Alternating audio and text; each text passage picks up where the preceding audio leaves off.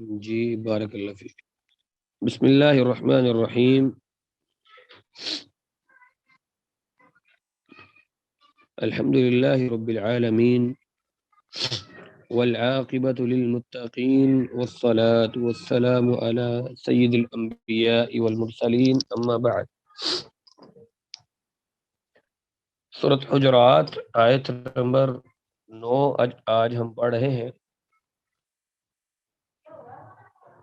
وَإِن طَائِفَتَانِ مِنَ الْمُؤْمِنِينَ اقْتَتَلُوا فَأَصْلِحُوا بَيْنَهُمَا فَإِن بَغَتْ إِحْدَاهُمَا عَلَى الْأُخْرَى فَقَاتِلُوا الَّتِي تَبْغِي حَتَّى تَفِيءَ إِلَى أَمْرِ اللَّهِ فَإِن فَاءَتْ فَأَصْلِحُوا بَيْنَهُمَا بِالْعَدْلِ وَأَقْسِطُوا إِنَّ اللَّهَ يُحِبُّ الْمُقْسِطِينَ۔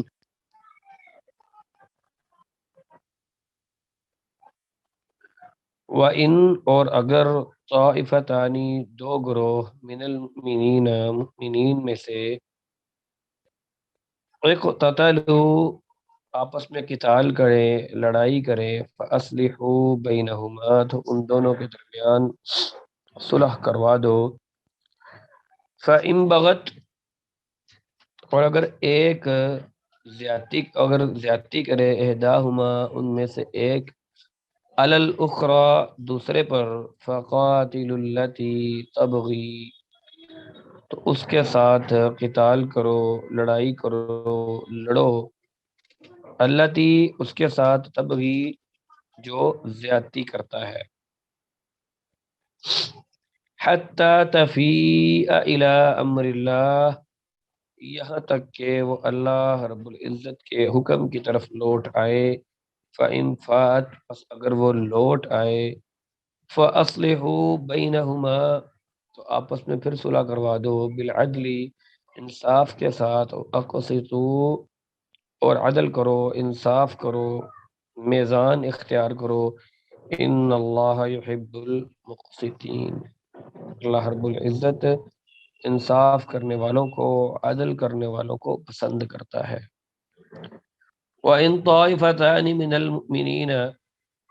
الْمُؤْمِنِينَ اقْتَتَلُوا اگر مسلمانوں کے دو گروہ آپس میں لڑ پڑیں، فَأَصْلِحُوا بَيْنَهُمَا تو ان میں صلح کروا دی جائے۔ فَإِن بَغَتْ إِحْدَاهُمَا عَلَى الْأُخْرَى اگر ایک گروہ دوسرے پر زیادتی کرے تو فَقَاتِلُوا الَّتِي تَبْغِي حَتَّى تو اس سے لڑائی کرو یہاں تک کہ اس گروہ سے جس نے زیادتی کی ہے اس سے لڑائی کرو یہاں تک کہ تفیء الی امر اللہ وہ اللہ کے حکم کی طرف واپس آ جائے۔ فَإِن فَاءَتْ فَأَصْلِحُوا بَيْنَهُمَا پس اگر وہ لوٹ آئے، اللہ کے حکم کی طرف لوٹ آئے، اگر وہ اپنے آپ کو ٹھیک کر لے، فَأَصْلِحُوا بَيْنَهُمَا بِالْعَدْلِ تو ان کے درمیان صلح کروا دو عدل کے ساتھ، وَأَقْسِطُوا اور انصاف کرو، ان اللہ یحب المقسطین بے شک اللہ تعالیٰ انصاف کرنے والوں کو پسند کرتا ہے۔ اس آیت کے اندر مسلمانوں کی ذمہ داریاں ان کو بتائی جا رہی ہیں جو کہ آپسی معاملات کے اندر ایک معاشرے کے اندر رہتے ہوئے مسلمانوں کے اندر لازمی طور پر پائی جانی چاہیے، کہ جس میں ان کو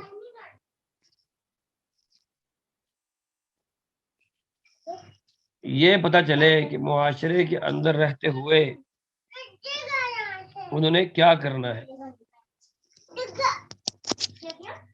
جی ڈاکٹر صاحب مجھے بتا دیجیے گا، جب اگر آواز درست ہو تو ذرا بتا دیجیے گا، اگر کم آ رہی ہے درست بھی ہو تو بتا دیجیے گا۔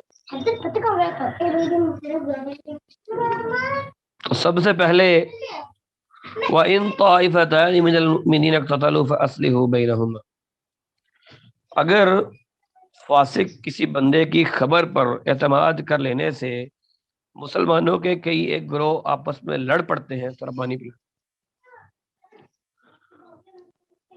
اور ہر قسم کی پیش بندی، ہر قسم کی رکاوٹ، ہر قسم کی کوشش کے باوجود اگر لڑائی ہو جاتی ہے تو پھر اس آیت کے اندر یہ بتلایا گیا ہے کہ اگر مسلمانوں کے دو گروہوں کے اندر لڑائی ہو جائے تو پھر مسلمانوں کا یہ فرض ہے کہ وہ اس لڑائی کو روکیں، صلح کروانے کی کوشش کریں اور ان کا تماشا نہیں دیکھنا۔ مسلمانوں کی یہ ذمہ داری ہے کہ اگر مسلمانوں کے دو گروہ لڑ پڑیں تو پھر بیچ بچاؤ کروائیں اور لڑائی کو روکیں۔ آج یہ فرض ہم شدت کے ساتھ بھول چکے ہیں۔ دو گروہ لڑ رہے ہوں، دو بندے لڑ رہے ہوں، دو گھر والے لڑ رہے ہوں، باپ بیٹا لڑ رہے ہوں، دو بھائی لڑ رہے ہوں، ساس بہو لڑ رہی ہو، ساس اور نند لڑ رہی ہو، تو ہم کہتے ہیں ہمیں کیا ہے، لڑتے ہیں تو لڑتے رہیں، یہ ان کے گھر کا معاملہ ہے۔ نہیں، اللہ رب العزت نے مسلمانوں کو ایک جسم قرار دیا ہے۔ اب آپ یہ تو نہیں ہو سکتا کہ آپ لوگ یہ کہیں کہ جی انگلی میں درد ہے تو کوئی بات نہیں، ہوتی رہے، خیر ہے، میرے کون سا پیٹ میں درد ہے۔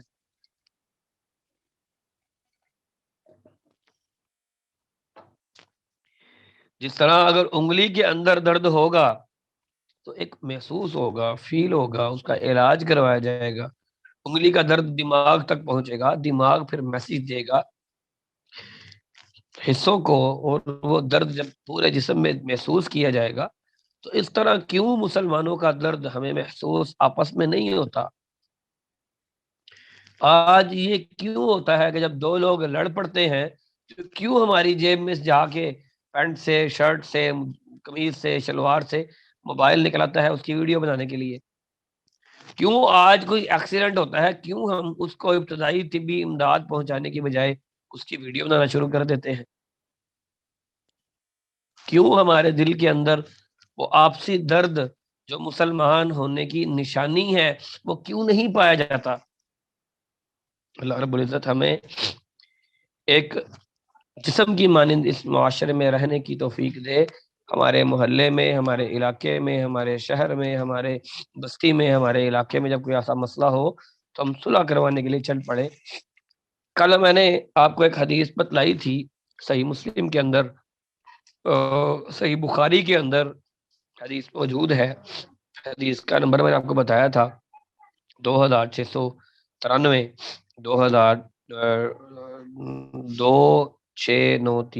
2693 کہ قباء میں رہنے والے کچھ لوگ لڑ پڑے، انہوں نے ایک دوسرے پر پتھر پھینکے، نبی کریم صلی اللہ علیہ وسلم کو خبر ملی تو آپ فوراً پہنچے ان کا صلح کروانے کے لیے۔ تو سیدنا انس رضی اللہ تعالیٰ عنہ یہ بیان کرتے ہیں کہ رسول کریم صلی اللہ علیہ وسلم کو یہ کہا گیا کہ یہ لڑائی چھڑوانے کے لیے بہتر یہ ہے کہ عبداللہ بن ابی کے پاس جایا جائے، یہاں پر اس کے لوگ بھی ہیں۔ تو نبی کریم صلی اللہ علیہ وسلم ان کے پاس گئے۔ اب نبی کریم صلی اللہ علیہ وسلم کی جو سواری تھی وہ گدھا تھا۔ اس وقت آپ کے پاس گدھا یا کھچر موجود تھا؟ اب اس میں یہ بھی ثابت ہوتا ہے کہ گدھا یا خچر یہ بھی سواری کے لیے بہتر ہے۔ گدھے کی سواری کوئی بری چیز نہیں ہے، گدھے کی سواری کی جا سکتی ہے۔ تو اس نے عبداللہ بن ابی جو کہ منافقوں کا رئیس تھا، رئیس المنافقین تھا، رأس المنافقین تھا، اس نے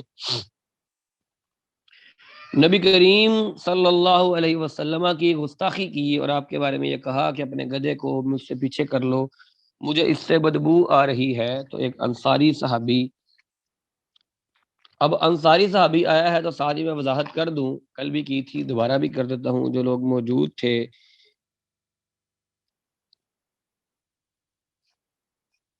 ان کے لیے بھی اور جو لوگ موجود نہیں تھے ان کے لیے بھی، ان کو پتہ چل جائے کہ صحابہ کرام کی دو اقسام ہیں۔ جو لوگ نبی کریم صلی اللہ علیہ وسلم کے ساتھ مکہ سے آئے تھے، جو مکہ والے تھے، نبی کریم صلی اللہ علیہ وسلم کے حکم پر اسلام کی وجہ سے، وہ لوگ اسلام قبول کرنے کی وجہ سے، وہ لوگ نبی کریم صلی اللہ علیہ وسلم کے ساتھ اپنی بستی کو، اپنے شہر کو، اپنے آبائی شہر کو، اپنے آبائی گاؤں مکہ کو چھوڑ کر، اپنے گھر بار، اپنے بیوی بچے چھوڑ کر وہ لوگ مدینہ آ کر اللہ کے نبی کے ساتھ آباد ہوئے، وہ لوگ مہاجرین کہلائے۔ جس طرح ہم لوگ بھی انڈیا کے اندر رہنے والے تھے، وہاں سے چھوڑ کر پھر یہاں پر پاکستان میں آ کر بسے، اور وہ لوگ جو مدینہ کے رہنے والے تھے، جنہوں نے اللہ کے نبی صلی اللہ علیہ وسلم کا استقبال کیا، جنہوں نے اللہ کے نبی صلی اللہ علیہ وسلم کی مدد کی اپنی جانوں کے ساتھ، اپنے مالوں کے ساتھ، اپنے گھروں کے ساتھ، کہ مسلمانوں کا کیا جذبہ تھا اس کی آپ ایک نظر دیکھیے کہ ایک صحابی کے ساتھ ایک صحابی کی مواخات کرائی اللہ کے نبی نے، یہ کیا کہ ایک صحابی مدینہ والا، ایک صحابی مکہ والا، ان دونوں کو آپس میں بھائی بھائی بنایا، اور یہ کہا کہ تم آپس میں بھائی ہو، اور تاکہ ایک دوسرے کے ساتھ تعلقات جو ہیں وہ قائم کریں، ایک دوسرے کے ساتھ ان کی آپسی طور پر مدد ہو جائے، آپسی ہیلپ ہو جائے۔ تو اس ہیلپ کے لیے اللہ کے نبی نے ایک دوسرے کا بھائی بنا دیا۔ ایک صحابی مہاجر کو ایک انصاری کا بھائی بنایا گیا، وہ مہاجر وہ انصاری لے کر اس کو اپنے گھر گیا، اور اس کو یہ کہا کہ بھائی یہ میرے دو باغ ہیں، آج سے ایک تیرا، یہ میرا ایک گھر ہے، آج سے ایک تیرا، یہ میری دو بیویاں ہیں، یہ میری دو بیویاں ہیں، جو تجھے پسند ہے اس کی طرف اشارہ کر دے، اس کو طلاق دوں گا، اس سے تو شادی کر لینا۔ شاید عبداللہ ابن مسعود تھے، تو انہوں نے کہا کہ اللہ کے بندے مجھے تم سے کچھ نہیں چاہیے، آپ مجھے بازار کا رستہ دکھا دو، میں انشاءاللہ تجارت کر کے، اللہ تعالیٰ تجھے برکت دے، میں تجارت کے ذریعے، میں تاجر ہوں، تجارت کے ذریعے اپنا پیٹ پالوں گا۔ یعنی یہ بتلانے کا مقصد یہ ہے کہ مسلمانوں کو آپسی طور پر وہ لوگ کیسے رہتے تھے، کہ اللہ کے نبی نے بھائی بنایا تو انہوں نے بھائی بن کر دکھایا۔ پھر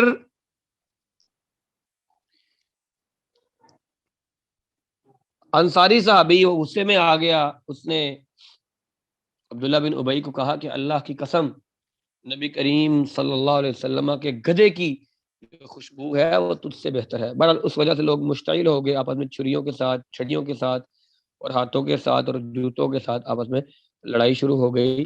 تو اس موقع پر اللہ نے یہ آیت اتاری، وَإِن طَائِفَتَانِ مِنَ الْمُؤْمِنِينَ اقْتَتَلُوا فَأَصْلِحُوا بَيْنَهُمَا، کہ اگر مسلمانوں کے دو گروہ آپس میں لڑ پڑیں تو پھر ان کی صلح کروانی چاہیے۔ اور پھر یہ بعض احادیث کے اندر مسلمانوں کے ساتھ لڑنے کو کفر قرار دیا گیا ہے، اور لڑنے والا جو ہے وہ کافر کہا گیا ہے اس کو، جیسا کہ صحیح بخاری میں کتاب الایمان کے اندر اور صحیح مسلم کے اندر یہ حدیث موجود ہے کہ نبی کریم صلی اللہ علیہ وسلم نے یہ فرمایا، مسلمان کو گالی دینا فسق ہے، یعنی گناہ ہے، اور اس کے ساتھ لڑائی کرنا یہ کفر ہے۔ یعنی جو مسلمان کو گالی دیتا ہے وہ فاسق ہے، اور جو مسلمان سے لڑتا ہے وہ کافر ہے۔ اب مجھے یہ بتلائیے کہ ہم میں سے کتنے لوگ ایسے ہیں جو مسلمان کو گالی نہیں دیتے؟ مجھے یہ بتلائیے کہ ہم میں سے کتنے لوگ ایسے ہیں جو ایک مسلمان سے نہیں لڑتے؟ ہم اپنے ایمان کا حساب اللہ کو جا کر کیسے دیں گے؟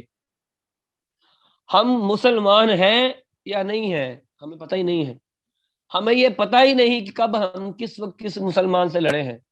اس لیے اس بات سے احتیاط کرنی چاہیے، بہت بڑے گناہ کی بات ہے کہ مسلمان کو گالی دی جائے اور مسلمان کے ساتھ لڑائی رکھی جائے، جنگ رکھی جائے۔ آج تو ہمارے ہاں حالت یہ ہوتی ہے کہ باپ بیٹے سے لڑ رہا ہے، بیٹا باپ سے لڑ رہا ہے، بھائی بھائی سے لڑ رہا ہے، ہم آپس میں کزنوں کے اندر بنتی نہیں ہے، ہم باہر کی بات تو کیا کریں، وہ تو بڑی دور کی بات چلی گئی۔ تو یہ اس بات کے لیے سوچنا چاہیے، دیکھنا چاہیے، اور پھر اللہ کے نبی نے کہا میرے بعد تم کافر نہ ہو جانا۔ صحیح بخاری کے اندر 8088 نمبر حدیث، 8088 نمبر حدیث ہے کہ نبی کریم صلی اللہ علیہ وسلم نے فرمایا میرے بعد تم کافر نہ ہو جانا، کہیں لڑتے رہو اور ایک دوسرے کی گردنیں مارتے رہو، یعنی لڑنا کفر ہے، تو اس کے باوجود مسلمان آپس میں لڑتے ہی لڑتے ہیں، لڑتے ہی لڑتے ہیں، لڑتے ہی لڑتے ہیں۔ تو بہرحال احتیاط کرنی چاہیے، اللہ اگر کبھی غلطی کوتاہی ہو جائے تو اللہ سے معافی مانگتے رہنا چاہیے، اور اگر بھائیوں کے درمیان لڑائی ہو جائے تو آپس میں صلح کروانی چاہیے، اس کا تماشا نہیں دیکھنا چاہیے۔ اب آگے کہ اگر کوئی شخص لڑائی کرتا ہے، اس کے درمیان صلح کروائی جاتی ہے، لیکن پتہ یہ چلتا ہے کہ ایک فریق نے دوسرے فریق پر لڑائی کے اندر زیادتی کی ہے، یا ایک شخص کی زیادتی ہے، تو جس نے زیادتی کی ہے، جو انصاف کا کام کروا رہا ہے، جو صلح کروا رہا ہے، اس کو یہ چاہیے کہ وہ ان کے درمیان صرف صلح ہی نہ کروائے، یہ نہ ہو کہ صلح کے چکر میں ایک فریق کے ساتھ زیادتی ہو جائے، نہیں، جس نے زیادتی کی ہے اس کو اللہ کے حکم پر آمادہ کر کے اس کے ساتھ روب ڈالا جائے، اس کے ساتھ لڑائی کی جائے، اس کو جو ہے وہ اللہ کے حکم کی طرف لایا جائے، جو حقدار کا حق ہے وہ اس سے دلوایا جائے۔ ہمارے ہاں یہی کمی ہے کہ ہم لوگ جب صلح کرواتے ہیں تو کیا کرتے ہیں، چلیں جی چھوڑیں جی کوئی بات نہیں ہے، جس نے زیادتی کی اس کی بھی کوئی بات نہیں، جس پر زیادتی ہوئی اس کی بھی کوئی بات نہیں، نہیں، حقدار کو حق دلوانا یہی اللہ کی کتاب کا فیصلہ ہے۔ اس لیے بات مد نظر رکھنی چاہیے کہ لڑنا مقصود نہیں ہے، اول تو صلح کروائی جائے، لیکن کسی نے زیادتی کی ہے، حقدار کا حق مارا ہے، تو اس کا حق دلوانے کے لیے اس پر روب ڈالا جائے گا، وہ نہیں مانے تو اس کے ساتھ پھر اس کو آمادہ کیا جائے گا، اور آمادہ کیا جائے گا، اور اس کے بعد پھر اس کو زیادتی کا رفع کروا کے پھر اس کے ساتھ جو ہے وہ صلح والا معاملہ کیا جائے گا۔ کلاس ہماری یہ میٹنگ اینڈ ہونے والی ہے، عمران دوبارہ سے جوائن کر لے۔ السلام علیکم ورحمۃ اللہ وبرکاتہ۔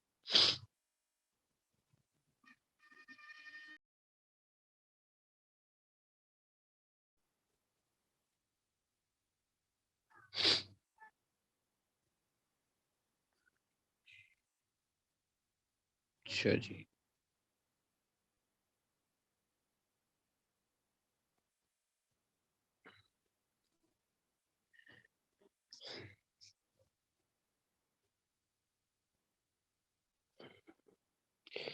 اسی زمن کے اندر جو آگے آتا ہے ان اللہ یحب المقسطین، کہ اللہ تعالی انصاف کرنے والوں کو پسند کرتا ہے، کہ پہلی بات تو یہ ہے کہ مسلمانوں کے دو گروہوں کی لڑائی ہو تو صلح کروائی جائے، اور پھر دوسری اس کے اندر کیا چیز ہے کہ اگر وہ لڑائی ہوتی ہے اور کسی ایک گروہ کی اس میں غلطی پائی جاتی ہے، ایک گروہ نے دوسرے پر زیادتی والا معاملہ کیا ہے، تو صرف صلح ہی نہیں کروائی جائے گی بلکہ زیادتی والے سے اس کی بھرپائی کروائی جائے گی، اور جس کے ساتھ ظلم ہوا ہے، جو مظلوم ہے، اس کی مدد کی جائے گی، اور اگر وہ گروہ طاقتور ہو، وہ شخصیت طاقتور ہو، تو پھر اس پر روب ڈال کے اس کو قوت کے ساتھ اس کو اللہ کے حکم کی طرف اس کے ظلم سے رجوع کروا کے مظلوم کی مدد کی جائے گی اور مظلوم کی بھرپائی کروائی جائے گی۔ تو اسی زمن میں ہمیں صحیح بخاری کے اندر حدیث نمبر 1323 ملتی ہے، جس میں نبی کریم صلی اللہ علیہ وسلم فرماتے ہیں کہ 7 آدمی ہیں جنہیں اللہ تعالیٰ اپنے سائے میں جگہ دے گا۔ کس دن؟ جس دن اللہ رب العزت کے سائے کے علاوہ کوئی اور سایہ نہیں ہوگا۔ کون کون؟ اس میں سب سے پہلے جس بات کا ذکر ہے وہ عادل حکمران ہے، یعنی ایسا شخص جو عدل کرتا ہے، جو انصاف کرتا ہے، اس کو اللہ تعالیٰ اپنے سائے کے اندر جگہ دے گا، کہ وہ قیامت کا دن جب کوئی اور سایہ موجود نہ ہو، اس وقت اللہ تعالیٰ کا سایہ اس شخص کو میسر آئے گا جو عدل کرنے والا حکمران ہوگا۔ حکمران سے یہاں مطلب یہی نہیں ہے کہ جی صرف جو حکومت وقت ہے اس کی بات کی جا رہی ہے۔ جب ایک شخص کو عادل بنایا جاتا ہے، صلح کروانے والا بنایا جاتا ہے، تو پھر وہ اس وقت اس کے اوپر یہ فرض ہے کہ وہ عدل سے کام لے، انصاف سے کام لے۔ آگے آپ کو آیت نمبر 10 نظر آ رہی ہوگی۔ انما المؤمنون اخوہ، انما بے شک المؤمنون ایمان والے، اخوہ بھائی ہیں، اخواتن بھائی ہیں، فاصلحوا تو صلح کروا دو، بین اخویکم اپنے بھائیوں کے درمیان، واتقوا اللہ اور اللہ سے ڈر جاؤ، لعلکم ترحمون تاکہ اللہ تعالیٰ تم پر رحم کرے۔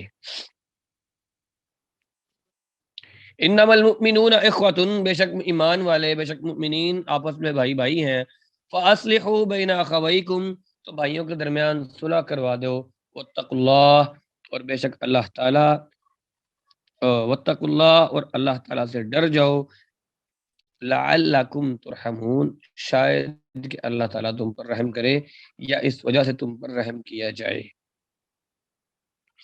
اب یہ میں نے کل بھی آپ کو یہ بتایا تھا کہ ہماری معاشرتی ذمہ داری ہے، آج بھی یہی تذکرہ ہوا کہ یہ ہماری ذمہ داری ہے کہ ہم آپس میں بھائیوں کے درمیان، لوگوں کے درمیان صلح والا کام کریں، صلح صفائی والا کام کریں۔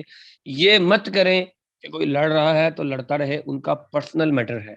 آج ہمارے پڑھے لکھوں کے درمیان بہت بڑا مسئلہ ہے، کوئی بات کر دی جائے، اسی پرسنل میٹرز کے چکر میں آج آپ دیکھ لیں، اگر یہ پرسنل میٹر نہ ہوتا تو آج کشمیر میں یہ حال نہ ہوتا، آج فلسطین میں، عراق میں، شام میں، شیشان میں، چچنیا میں، بوسنیا اور یوگوسلاویہ میں یہ حال نہ ہوتا۔ ہم نے یہ پہلے ہم ذاتی طور پر اس معاملے کے اندر آئے کہ جی یہ پرسنل میٹر ہے، ہم کیوں کریں، پھر آہستہ آہستہ قومی لیول پر ہم اس معاملے کے اندر چلے گئے ہیں۔ ورنہ مسلمان تو وہ تھے کہ عمر رضی اللہ تعالیٰ عنہ نے یہ کہا کہ اگر فرات کے کنارے ایک کتا بھی پیاس سے مر جاتا ہے تو میں اس کا ذمہ دار ہوں، مجھ سے اس کا سوال کیا جائے گا۔ یہاں سندھ سے ایک عورت آواز مارتی ہے راجہ دہر کے ظلم کے خلاف، تو وہ محمد بن قاسم جو حجاج بن یوسف کا بھتیجا تھا، وہ کہاں عراق سے یہاں پر لڑنے کے لیے آ جاتا ہے اور آ کر ہندوستان پر قبضہ کر لیتا ہے، اور یہاں اسلام کی بنیاد پڑ جاتی ہے۔ کس لیے؟ کہ اس کو کسی نے مدد کے لیے پکارا تھا۔ آج ہماری حالت کیا ہے کہ ہم معاشرے کے اندر پس رہے ہیں، کیوں کہ ہم نے اس کتاب کو اور اپنے کرنے کے کاموں کو چھوڑ دیا ہے۔ اللہ تعالیٰ ہمیں معاف کرے اور اللہ تعالیٰ ہمارے جو جذبات ایمانی ہیں اس کو زندہ کر دے۔ انما المؤمنون اخوہ، تو سب سے پہلی چیز تو یہ ہے کہ لڑائی سے باز رکھنے کے لیے کہ مسلمان آپس میں نہ لڑیں، تو سب سے پہلے ان کو آپسی قربت کا احساس دلانا ہے کہ دیکھو تم لڑ کس سے رہے ہو، اللہ نے تمہیں بھائی کہا ہے اور اپنے ہی بھائی سے لڑ رہے ہو، یہ کتنی بری بات ہے۔ جب تک ہم آپس میں ایک دوسرے کے بھائی نہیں بنیں گے، اس بات کا احساس نہیں کریں گے کہ ہم بھائی ہیں، تب تک محسوس کیسے ہوگا؟ اور پھر نبی کریم صلی اللہ علیہ وسلم کا فرمان صحیح بخاری کے اندر ملتا ہے کہ ابن عمر رضی اللہ عنہ فرماتے ہیں مسلمان کا بھائی ہے اور اس پر ظلم نہیں کرتا، صرف ظلم ہی نہیں کرتا بلکہ اسے بے یار و مددگار بھی نہیں چھوڑتا کہ یہ اس کا اپنا مسئلہ ہے خود ہی حل کر لے، ایسا نہیں ہو سکتا۔ اور فاصلحوا بین اخویکم، تو یہ صلح کروا دو، ہمیں کہا جا رہا ہے کہ جب دو بھائی آپس میں لڑ پڑے تو ان کے درمیان صلح کروا دو۔ پرسنل میٹر کیا کہ بات کو چھوڑ دینا یہ ہمارا کام نہیں ہے۔ ہمارا فرض ہے مسلمانوں کے دو لوگ آپس میں لڑ رہے ہوں، دو بھائی آپس میں لڑ رہے ہوں، دو جماعتیں آپس میں لڑ رہی ہوں، دو گروہ آپس میں لڑ رہے ہوں، دو علاقے آپس میں لڑ رہے ہوں، ہمارا کام ہے ان میں صلح کروانا۔ ہمارا کام یہ نہیں ہے کہ ہم ویڈیو بنائیں پھر اس پر ہمیں ملے گا کیا؟ کہ اگر ہم لوگ اللہ سے ڈرتے ہوئے اپنے اس کام کو انجام دیتے ہیں، مسلمانوں کے ساتھ صلح کروانے کو انجام اگر دیتے ہیں، تو کیا ہوگا؟ اللہ تعالیٰ ضرور بضرور ہمارے اوپر رحم کر دے گا۔ لعل، یہ جو لفظ لعلکم آیا ہے یہ امید دلانے کے لیے ہوتا ہے کہ شاید کہ، مگر کہ، اگر ہو سکتا ہے کہ کوئی بڑی شخصیت جو ہوتی ہے اس کی طرف امید دلانے کے لیے آتا ہے لعل. اور جو بڑی شخصیت ہوتی ہے تو پھر یہ نہیں ہو سکتا کہ اس کی طرف کوئی امید کی جائے اور وہ پوری نہ کرے. تو اگر ہم اپنے معاشرے کے اندر یہ چیز پکڑ لیں کہ اگر ہمارے ہاں کوئی چیز لڑائی ہو رہی ہو، مجھ سے ایک سوال کیا گیا تھا دوسرے سبق کے اندر کہ آپ نے سورت حجرات ہی کیوں چنی؟ تو میں نے کیا بتلایا تھا کہ ہمارے معاشرے کے اندر کچھ خرابیاں پائی جاتی ہیں جن کا تذکرہ یہاں پر. تو ہمارے معاشرے کے اندر میرے خیال میں آج سب سے بڑی قباحت یہ پائی جاتی ہے کہ اگر ایک تو ہم ایک دوسرے کو بھائی بہن سمجھتے نہیں ہیں، اور اگر ہمارے معاشرے کے اندر کبھی کوئی لڑائی والا معاملہ ہو جائے تو ہم لوگ اس صلح کروانے کو اپنا فریضہ نہیں سمجھتے. اور جو لوگ اس صلح کے لیے کوشش کرتے ہیں ہم ان کو کہتے ہیں بے وقوف ہے، اگلے بندے کے معاملے میں ٹانگ اڑا رہے ہیں کہ خود بھی نہیں کرنا اور جو کر رہا ہے اس کو بے وقوف کہنا، اس کی ٹانگ کھینچنا. ایسا نہیں ہونا چاہیے. سمجھنا چاہیے اس بات کو کہ اللہ نے کہا ہے المسلم اخو المسلم. اللہ کے نبی نے کہا ہے المسلم اخو المسلم. اور اللہ تعالیٰ نے کیا کہا ہے انما المؤمنون اخوہ، کہ مسلمان مؤمنین آپس میں بھائی ہیں. تو پھر بھائی، اور پھر اللہ کے نبی کا یہ فرمان کہ مسلمان ایک جسم کی مانند ہے، اگر ایک حصہ تکلیف محسوس کرتا ہے تو دوسرا حصہ بھی تکلیف محسوس کرتا ہے. تو اس لیے ہمیں یہ چاہیے کہ ہم اپنا یہ فریضہ اس کو انجام دیں اور اس کو اپنا فریضہ بھی سمجھیں. ہم لوگ جب فریضہ سمجھیں گے تبھی تو انجام دیں گے. جی اب جی آیت میں اسکرین پر شیئر کی ہوئی ہے اگر آپ کو نظر آ رہی ہے تو. جی اب جو آپ کے سوالات ہیں ان کی طرف چلتے ہیں. جن کے سوالات ہیں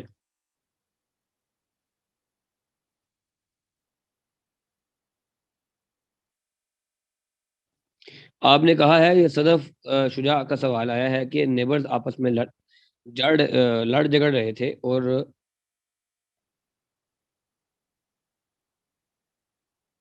بات کی سمجھ نہیں آئی. جو مجھے سمجھ آ رہی ہے وہ یہ آ رہی ہے کہ اگر وہ لوگ کچھ غلط الفاظ استعمال کرتے ہیں.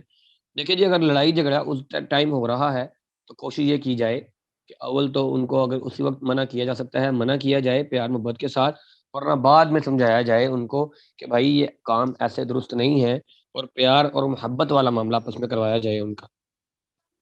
ارم مریم کا سوال ہے کہ اگر کوئی یہ کہے کہ کوئی بات نہیں جو ہوا سو صلح کر لو، آئندہ ایسا کچھ نہیں ہوگا اور زیادتی کرنے والے کو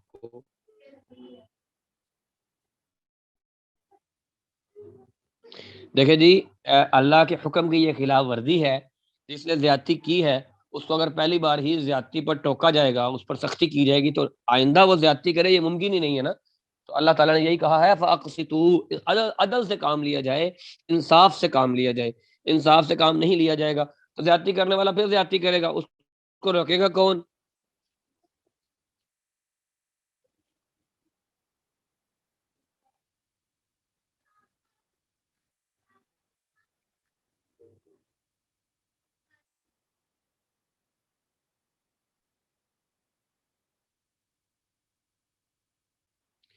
دیکھیں جی ڈاکٹر لشبہ بات یہ ہے کہ اگر ایک شخص یہ کمفرٹیبل نہیں ہوتا اس چیز کے اندر، اول تو یہ ہے کہ انسان معاملہ ہی اس طرح کا کرے اور صلح کروانے کے لیے ان کے درمیان شخصیت، اگر اس کی شخصیت کی یہ حیثیت نہیں ہے کہ لوگ اس کی بات کو مانیں گے تو ایسی شخصیت کو اندر ڈالا جائے جس کی بات لوگ ماننے، جو بھاری شخصیت ہو.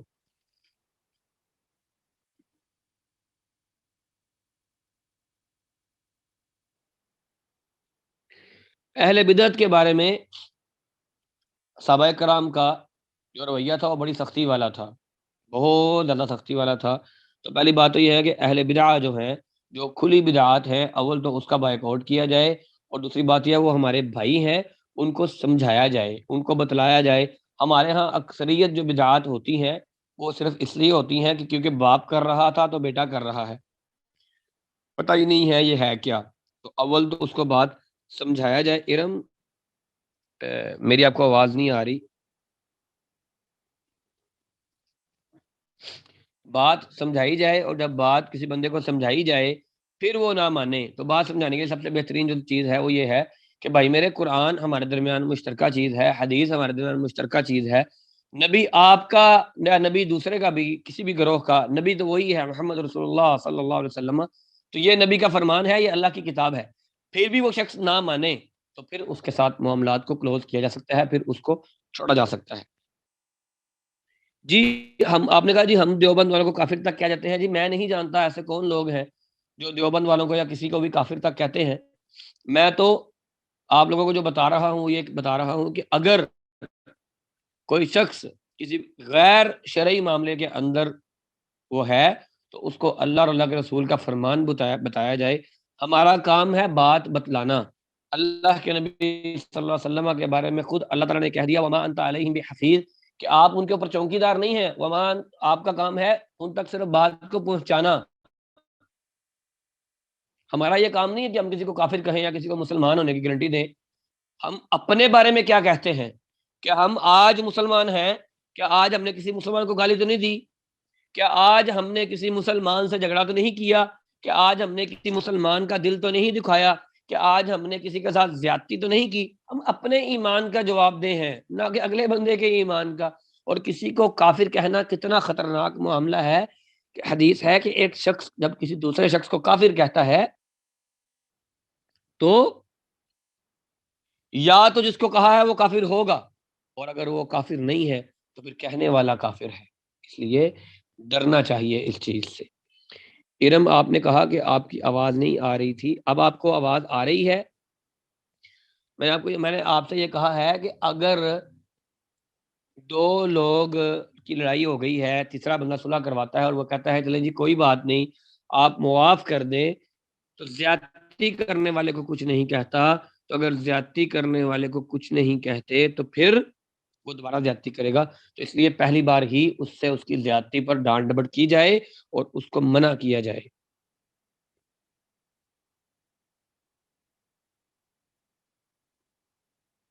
جی سائمہ سحر یہ مکمل حدیث انشاءاللہ میں گروپ میں شیئر کر دوں گا، پھر وہ بات لمبی ہو جاتی ہے تو پھر وہ آگے تک چلا جاتا ہے معاملہ، ٹائم ہمارے پاس شارٹ ہوتا ہے۔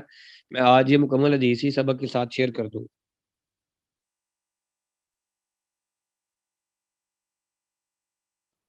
دیکھیے جی بات یہ ہے ڈاکٹر لشبہ کہ آپ نے کہا کہ ہم سیدھی بات کرنے کا مقام ہونے کے باوجود سوسائٹی جو ہے وہ سمجھتی نہیں ہے۔ میں نے آپ کو بات میں یہی بتلایا ہے کہ ہمارا کام ہے اپنی بات پہنچانا، اور پہنچانے کے لیے احسن طریقہ اختیار کرنا، منوانا ہمارا کام نہیں ہے۔ جس نے ماننا ہے اس نے اپنی ذات کے لیے ماننا ہے۔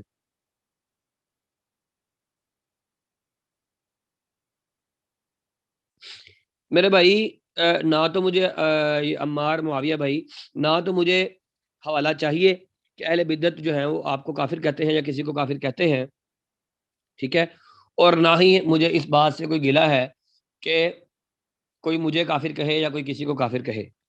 جو شخص کسی کو کافر کہتا ہے اللہ کو جا کر جواب اس نے دینا ہے۔ میں خود اپنی ذات کو اللہ کے سامنے اس حالت میں پیش کرنا چاہتا ہوں کہ کل اب قیامت کے دن میرا نامہ اعمال کھولا جائے تو میرے نامہ اعمال کے اندر یہ بات نہ ہو کہ عبد القیوم کسی کو کافر کہتا تھا۔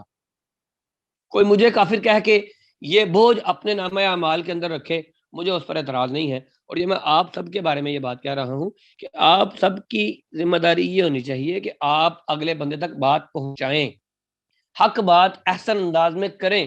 آپ کافر کافر کھیلتے رہیں گے تو اس سے کفار کو تو کوئی فرق نہیں پڑتا۔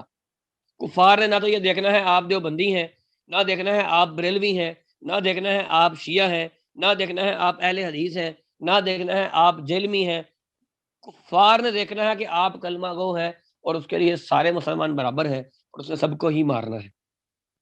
جی مزید کسی کا کوئی سوال، کوئی سبق کے حوالے سے بات پوچھنی ہو، کل اتوار کا دن ہے، چھٹی ہے آپ لوگوں کی، کسی نے کوئی بھی بات پوچھنی ہو تو اپنے گروپ کے اندر وہ میسج کر سکتا ہے۔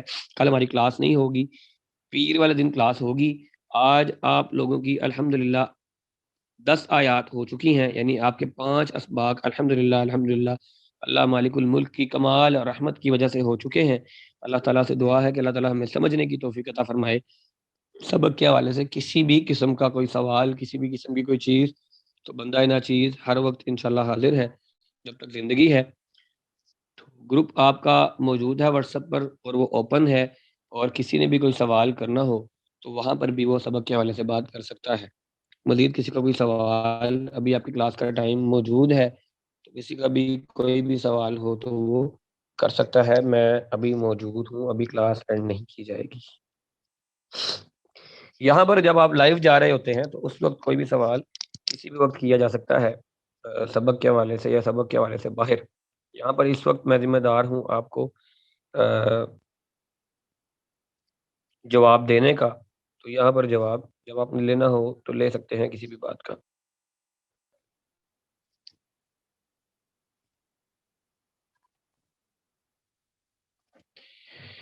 جی آپ نے یہ سوال کیا ہے، اول تو میں یہ کہتا ہوں کہ جو اس طرح کے ٹپیکل ٹائپ مسلکی سوالات ہوتے ہیں وہ تو نہ ہی کیے جائیں، لیکن کیونکہ آپ نے سوال کیا ہے تو میں ضرور جواب دوں گا۔ سائمہ سحر آپ نے سوال کیا ہے کہ شیعہ کو کافر کہنا جائز ہے یا نہیں جائز۔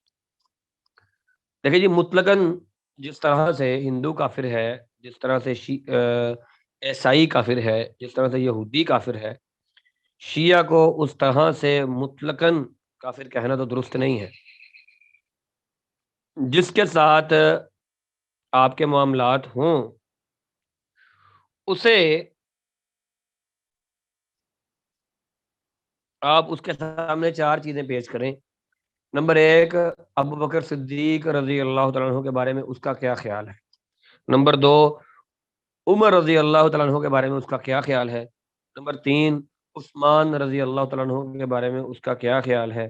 نمبر چار، عائشہ رضی اللہ تعالیٰ عنہ کے بارے میں اس کا کیا خیال ہے۔ جب ان تین چار چیزوں کا وہ جواب دے تو آپ لوگوں کو فیصلہ کرنا آسان ہو جائے گا۔ اگر وہ حضرت ابوبکر صدیق کو خلیفہ مانتا ہے اور حضرت عمر رضی اللہ عنہ کو خلیفہ مانتا ہے، حضرت عثمان کو خلیفہ مانتا ہے، تو ہمیں اس کے میں کوئی معاملہ نہیں ہے، ہمارا مسلمان بھائی ہے۔ باقی ان کے عقائد کے اندر جو معاملات ہیں اس کے لیے وہ خود جواب دہ ہے، اور اللہ تعالیٰ ان کا حساب لینے والا ہے۔ ہم کسی کا بوجھ نہیں اٹھا سکتے، اس بات کا بوجھ کہ ہم اس کے بارے میں جا کر جواب دیں کہ اللہ، ہم نے وہ کہے کہ اللہ اس نے مجھے کافر کہا تھا۔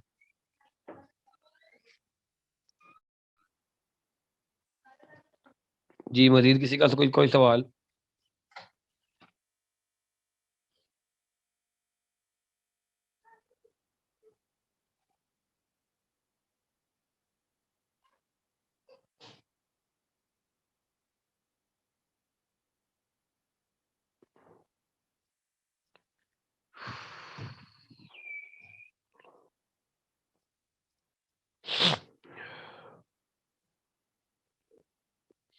مثل لشبہ آپ کے ڈاکٹر لشبہ آپ کے کل کے سوالات کچھ باقی رہ گئے تھے، وہ اگر آپ کو یاد ہوں تو آپ دوبارہ کر سکتی ہیں۔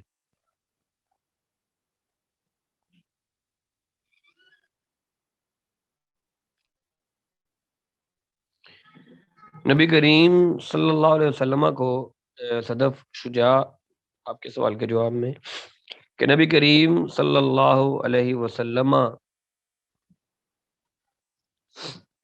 کو جب بھی کوئی تکلیف کوئی پریشانی ہوتی تو نبی کریم صلی اللہ علیہ وسلم وضو کرتے، 2 رکعت نماز پڑھتے، ہاتھ اٹھاتے، اللہ کے سامنے دعا کرتے۔ یہ بہترین قسم کا وظیفہ ہے اور آزمودہ وظیفہ ہے۔ آپ یہ کام شروع کریں، آپ کی تکلیف دور ہو جائے گی۔ جی صحیح بخاری کی حدیث میں نے آپ کو جو بتائی تھی، آپ لوگوں کے سوالات اگر نہیں ہیں تو پھر میں حدیث کو بیان کر دیتا ہوں کہ 7 لوگ ایسے کہ جو اللہ کے سائے کے اندر قیامت کے دن ہوں گے، عرش کے سائے کے اندر یا اللہ کے سائے کے اندر ہوں گے، جس دن کوئی اور سایہ نہیں ہوگا۔ نمبر 1، انصاف کرنے والا حکمران۔ نمبر 2، جو شخص نوجوانی کے اندر اللہ کی عبادت کرے۔ نمبر 3، وہ شخص جس کا دل ہر وقت مسجد میں لگا رہے۔ نمبر 4، 2 ایسے لوگ جو آپس میں اللہ کے لیے محبت رکھتے ہوں۔ نمبر 5، ایسا شخص جسے کسی خوبصورت اور عزت دار عورت نے گناہ کے لیے بلایا تو وہ کہے کہ میں اللہ سے ڈرتا ہوں۔ نمبر 5 اور 6، وہ انسان جو صدقہ کرے۔ قاسم نمبر 5 وہ شخص جو صدقہ کرے اور کسی کو دکھائے نہ، صدقہ اس طرح کرے کہ دائیں ہاتھ سے خرچ کرے اور بائیں کو پتہ نہ ہو، بائیں سے خرچ کرے تو دائیں کو پتہ نہ ہو۔ اور نمبر 7 وہ شخص جو تنہائی میں اللہ کو یاد کرے اور اس کی آنکھوں سے آنسو بہنے شروع ہو جائے، تو یہ لوگ قیامت کے دن اللہ رب العزت کے عرش کا سایہ پائیں گے۔ ٹھیک ہے جی، یہ حدیث میں انشاءاللہ کوشش کر کے آپ لوگوں کے گروپ میں بھی شیئر کر دوں گا۔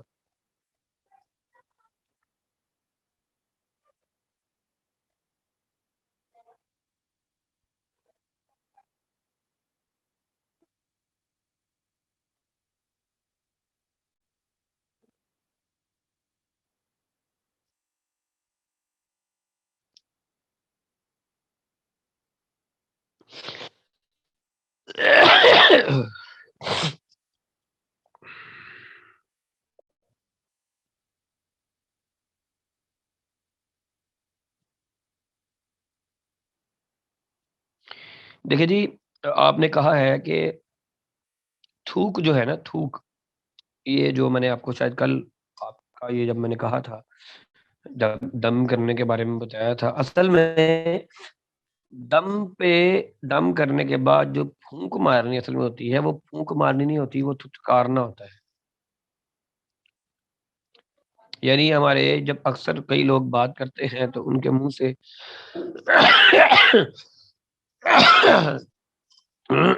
اللہ اکبر،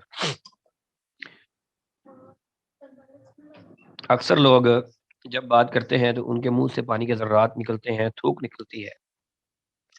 تو دم کرنے کے بارے میں اصل میں یہی ہونا چاہیے کہ تھتکارا جائے۔ اب کیونکہ عام طور پر لوگوں کو پتہ نہیں ہوتا، دم کرتے ہیں، اگر کسی کے سامنے اس کے بچے کو ایسے تھو کر کے تھو کے پھینکی جائے تو وہ تو گالیاں نکالنی شروع کر دے گا۔ تو اس لیے لوگ عمومی طور پر صرف پھونک ہی مارتے ہیں اور کوشش کرتے ہیں کہ ایک دو ذرات جو ہیں پانی کے منہ سے نکل آئیں اور وہ اگلے بندے کے پر پڑ جائیں۔ تو اگر ممکن ہو، کہیں پر مشکل نہ ہو، تو پھر پھونک نہ ماری جائے، بلکہ ہلکی سی ایسے کیا جائے تاکہ اس پر تھوک کے ذرات پڑ جائیں۔ اگر آپ کو پتہ چل جائے تو ٹھیک ہے۔ دوسرا طریقہ یہ بھی ہو سکتا ہے کہ ہلکی سی زبان پر انگلی لگا کے اگلے بندے کے سر پر یا ماتھے پر یا منہ پر لگا دی جائے اور پھونک مار لی جائے، یہ بھی طریقہ درست ہوگا انشاءاللہ العزیز۔ یہ جو راکعین ہوتے ہیں، جو دم کرنے والے ہوتے ہیں، ان سے اس بات کو ماننا پوچھا جا سکتا ہے۔ احادیث سے ہمیں جو بات سمجھ آتی ہے وہ یہی آتی ہے کہ تھتکارنا، کیونکہ میرے پاس تو جو لوگ دم کروانے کے لیے آتے ہیں تو میں ان کو تھتکارتا ہی ہوں الحمدللہ، اور میں اس سے گھبراتا نہیں ہوں، کیونکہ اگلے بندے کو اس بات کا پتہ ہونا چاہیے کہ یہ ہی طریقہ ہے۔ جی، مزید کسی کا کوئی سوال ہے تو وہ کر سکتا ہے،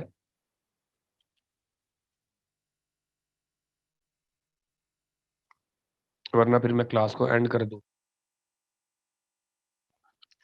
تعداد آپ کی کلاس کی جو ہے وہ بہت ہی کم رہ گئی ہے،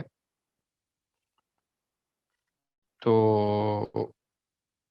جو ہمارے ایڈمن بھائی ہیں اصفہ والے، تھوڑی سی تحریک دوبارہ چلائیں آپ، تاکہ ہمارے جو بھائی بہن جو پہلے کلاس میں آ رہے تھے وہ آئیں۔